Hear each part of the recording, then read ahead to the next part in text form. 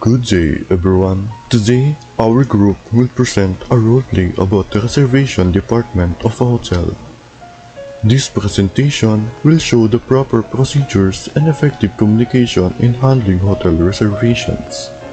The situations include a walk-in reservation, a reservation cancellation, and a reservation complaint.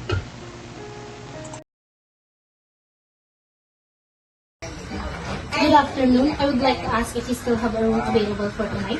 Good afternoon, ma'am. Welcome to Grand Horizon Hotel. May I know how many guests will be staying and what type of room do you prepare? There will be two of us and I would like to have a standard room.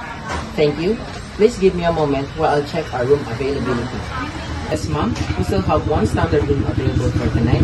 The rate is $2.5 per night, including breakfast for two. That sounds good. I'll take it. Can I have your full name and a valid ID, please?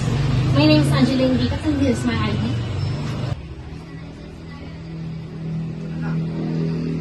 Thank you, Miss Angeline Vites. Your reservation is now confirmed. Your check-in time is 2 p.m. and check-out time is 12 noon the next day. Do you have any special requests? None for now. Thank you. You're welcome. Thank you for choosing our hotel. Hello, good afternoon. I would like to cancel my reservation for tomorrow because of an emergency. Good afternoon, sir. I'm sorry to hear that. May I have your name and your reservation number? My name is Cyrus Dinglasan and my reservation number is 24567. Thank you, Mr. Dinglasan. Please allow me a moment to check your booking.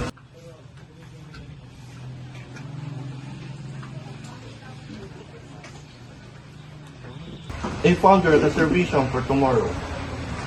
One deluxe room for 2 nights.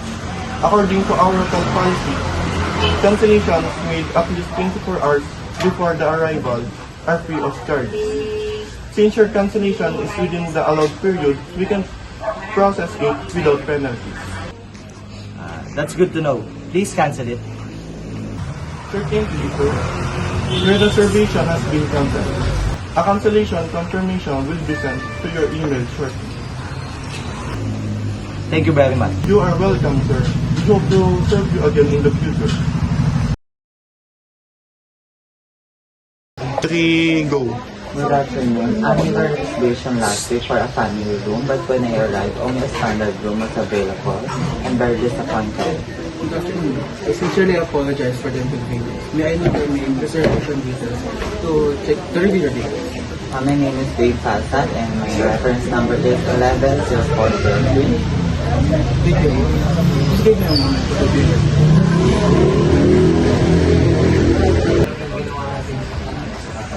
Thank you for your waiting, ma'am. I understand your concern and I apologize for the delay. I would like to ask assistance from our supervisor of reservation to fix this matter immediately.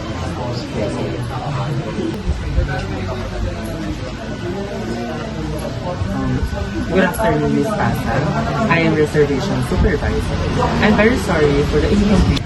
I hope this can be fixed because my family is already waiting for me.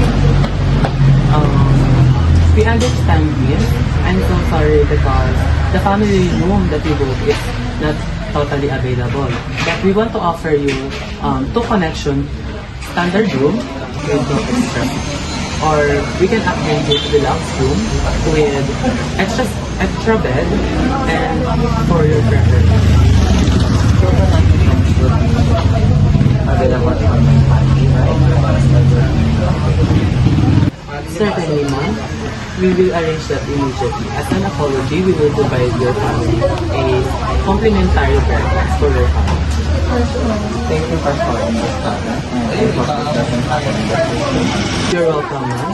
Again, we will apologize. So thank you for understanding. This roleplay showed how the reservation department handles different guest concerns through proper procedures and professional communication. In hotel operations, it is important to be polite, accurate, patient, and solution-oriented to ensure guest satisfaction. Thank you, and that is the end of our presentation.